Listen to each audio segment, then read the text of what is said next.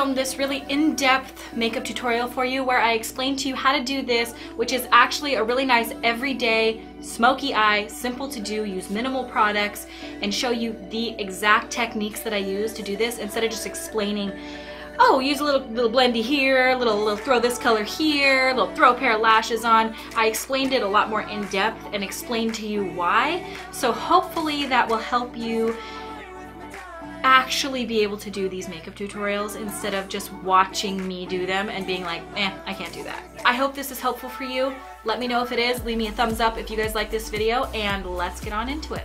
I look so ghostly right now.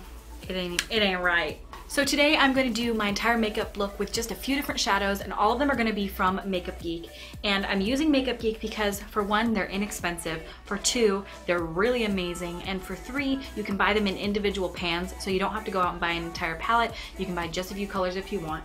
And I'm going to be using some really typical colors today from Makeup Geek so that you can have variety, but they're all really wearable. So I have two different Makeup Geek palettes. This one is the first one that I ever got, and this has a lot of really good shades in it. This is not Makeup Geek, but I am going to be using this today because I don't have a Makeup Geek shadow quite like it. This is the MAC Pro Emphasize Shaping Powder in the color Emphasize. This one is a really good base shadow color for all over your lid, just so that everything can really blend out nicely. It's really light, and so it makes all of the colors you put on top of it really stand out. Then I'm going to take this color here, which is Beaches and Cream, and you can substitute either one of these three colors. Peach Smoothie, Beaches and Cream, either two interchangeable to me. I'm gonna use Beaches and Cream because it's more of a brown tone versus a peach tone. And I'm taking that on my Sigma E40 tapered blending brush, and I'm taking it all throughout the crease. Now, the reason you put down this color first is because you want to do a transition shade. You hear people talk all about transition shades. This is the color that goes between your crease and your brow. The reason that you do the transition shade is because it makes all of the other colors that you're going to put down have something to blend out into so that you get that gradient effect. Also, how you hold the brush is really important. Not a lot of people talk about this on YouTube. They'll just show themselves blending. If you hold right here, you're gonna get a harder, more stark line. If you hold down here, it's a lot harder for you to have that harsh edge because it's such a soft, you're holding, it's flicky. See, it's all flicky. And blend more times than you think you have to. That is one really important key. I used to be like, done. No, blend that shit out so you can't blend no more. And as you can see, this color is really similar to my skin tone, so it doesn't really look like a lot, but it is helpful to kind of start with your lightest base that's closer to your skin tone and then just deepen up the lower you go down. Now I'm going to use my Sigma Buff and Blend brush. This is the E39, and I'm going to take an even darker color. Now I'm going to take the color Latte, this color here. This is Mocha, this is Latte. And I'm going to go in with Latte, and I'm going to just take that a little further down into the crease.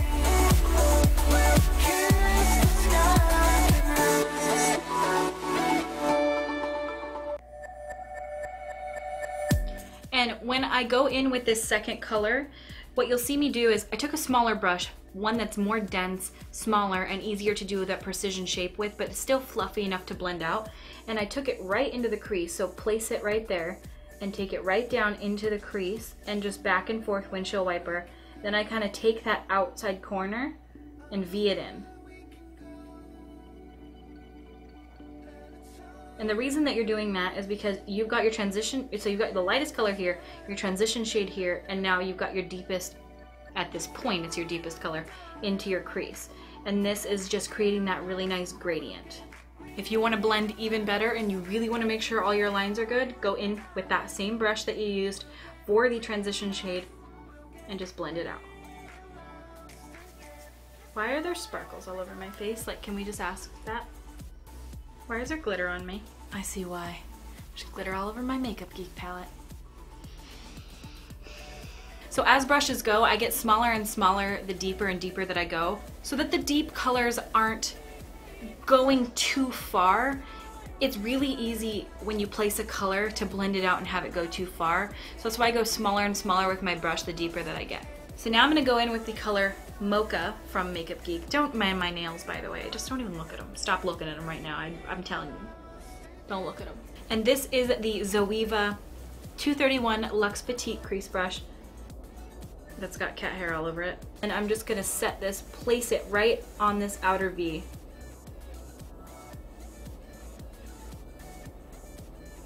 And just create that V. This is a really universal eyeshadow makeup look. This is one that pretty much anybody can wear. So if you're looking for one that you're like, I don't really know what to do, I have hooded eyes, no, this is pretty much one that almost everybody can wear. I don't see anybody that wouldn't be able to pull this off. This is the eyeshadow look. Place it in that outer corner, drag it through right into that crease, and drag inwards from that outer V. Take that big fluffy brush again and really buff over the top. Most makeup looks look really shitty until you get the liner and the lashes and everything else done. So don't despair if yours is looking a little wonky. It will until it kind of comes together at the end. Now taking this Furless Cosmetics Pro 3M and Makeup Geek More Americano. I'm gonna take that and I'm gonna go the lowest on that, but the deepest on this. This is the darkest color that I'm gonna use. I'm not gonna use any blacks. I'm using basically all browns. I feel like this is a really universal makeup look and that's kind of what I'm going for. And just packing that on the tip of the brush, patting off the excess and going straight into that outer V. A little lower than the last color. Keep your eye open for these steps because if you shut your eye, it's gonna look a lot different than when you keep your eye open and look straight into the mirror.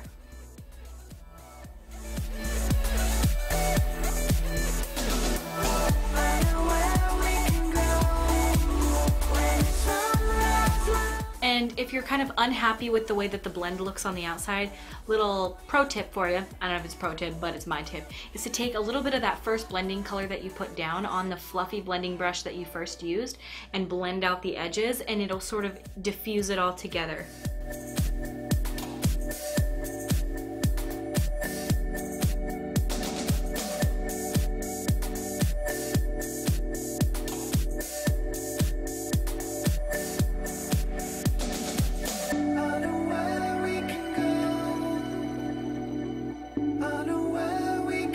Now, I don't have nails right now, so I'm just gonna use my fingers. When I have those big, long, witchy nails, it's really hard to get right down into the corners, but right now I don't have nails. So take any sort of highlight color that you have.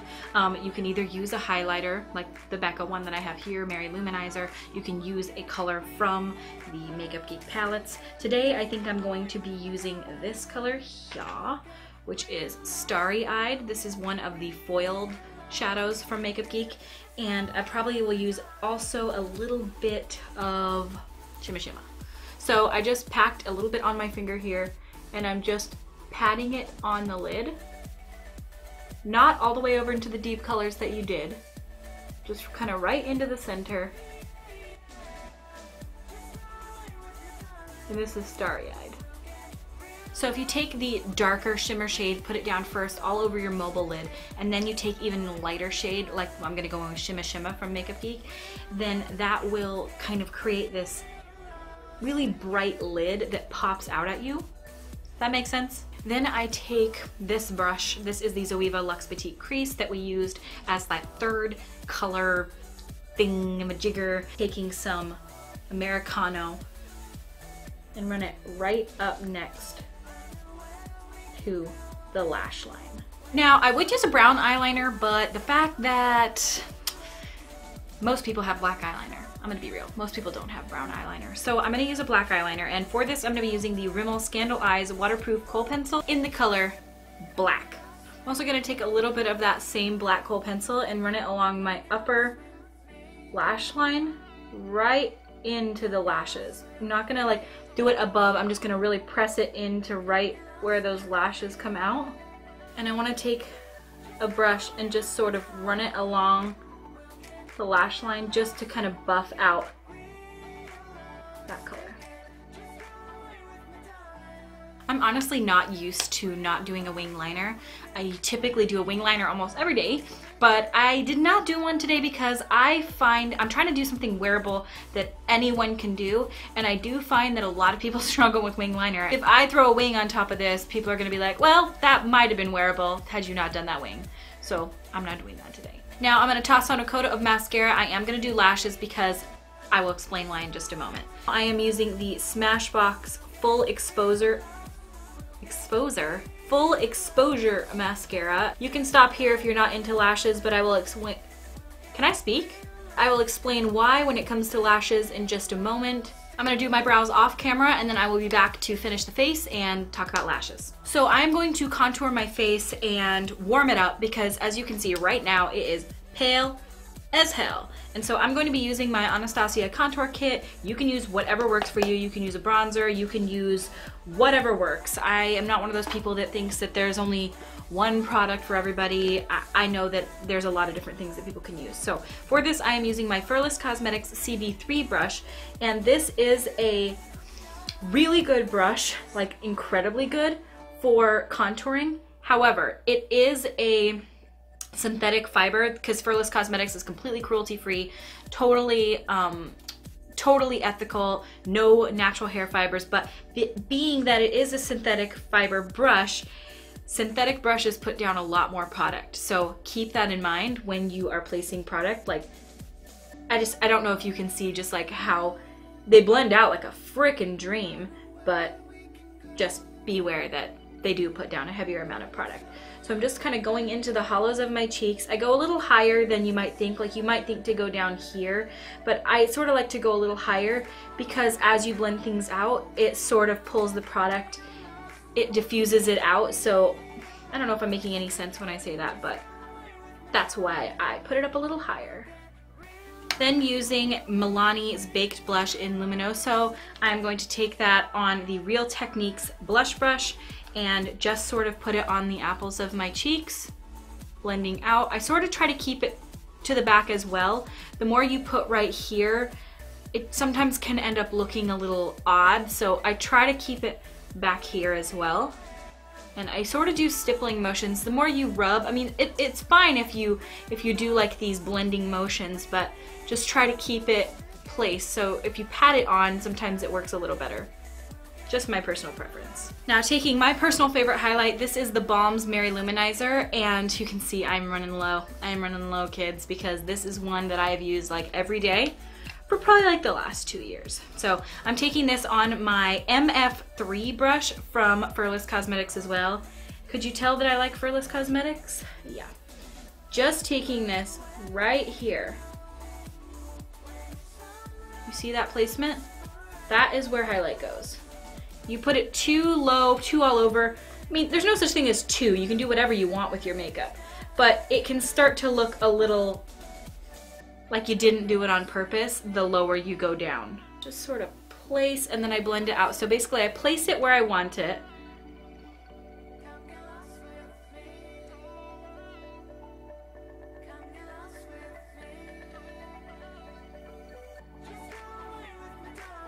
See? And then sort of blend it on down. So it doesn't look like a stripe on top of everything else. It just looks like the top of your cheek is glowing. Little here, and a little bit right here.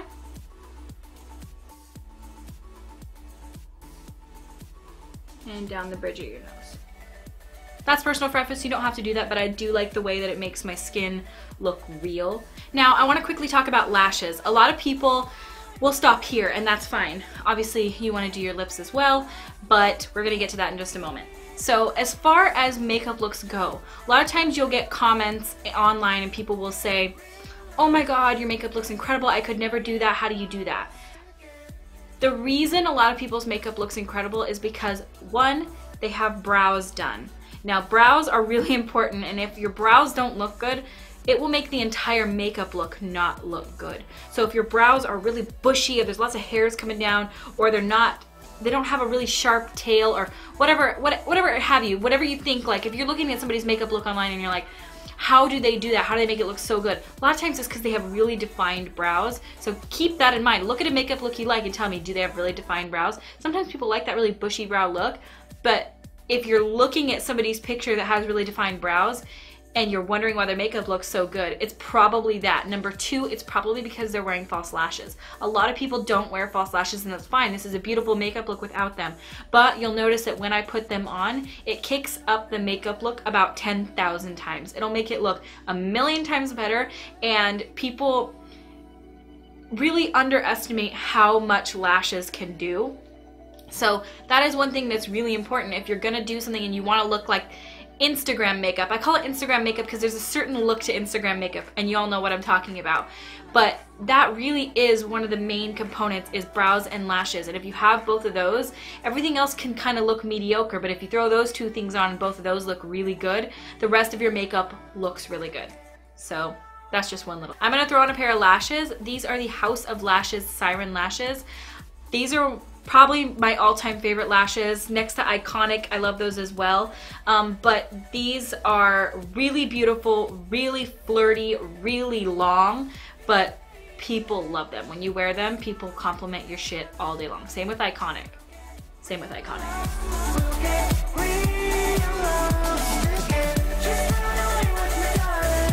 So as you can see, what I mean when I say that lashes make a huge difference, it changes my entire eye look. I started putting on Celebrity Skin, and then I decided I want to use Posh Spice. Celebrity Skin is a more pink and more peach, more wearable nude than Posh Spice. Now, this is Christy you're talking to, and I don't really do wearable all that much. So I'm gonna go in with Posh Spice, which is my favorite.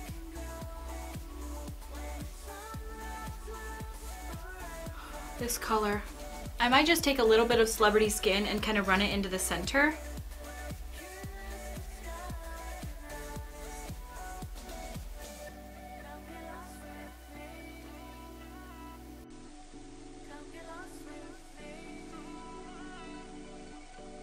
And this is the finished makeup look. I hope you guys really like it. If you want to know a full review of how I feel about the Jeffree Star liquid lipsticks, leave me a comment down below, hit the thumbs up button, and I will make that video for you, because I kind of want to do a battle of the liquid lipsticks because they're such a popular item right now that I think it would be really fun to do a battle of the liquid lipsticks. So let me know if you guys would like that video, and to give you my thoughts on these Jeffree Star Velour liquid lipsticks.